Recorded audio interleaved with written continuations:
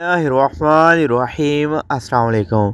Saudi Arabia ministry of human resources and social development की तरफ से ईद उल अज़हा की छुट्टियों का ऐलान कर दिया गया है। सऊदी गज़ट के मुताबिक ministry of human resources and social development की तरफ से ईद उल अज़हा की छुट्टियों का ऐलान किया गया है। तमाम प्राइवेट और नॉन प्राइवेट सेक्टर्स के लिए ministry of human resources and social development का कहना है कि सऊदी अरेबिया तमाम प्राइवेट और नॉन प्राइवेट सेक्टर्स की ईद उल अज़हा की छुट्टियां 5 जून यानी थर्सडे से स्टार्ट होंगी, जो कि 8 जून संडे तक रहेंगी।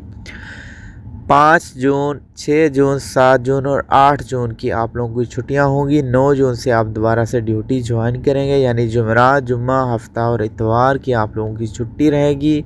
सोमवार यानी मंडे वाले दिन 9 जून से दोबारा आप लोग ड्यूटी ज्वाइन करेंगे। 4 छुट्टियां होंगी। 5 जून को अरफात का दिन है। 6 जून को ईद उल अज़हा मनाई जाएगी। 7 और 8 जून की आप लोगों को मज़ीद छुट्टी रहेगी। 9 जून से आप दोबारा से अपना काम स्टार्ट करेंगे।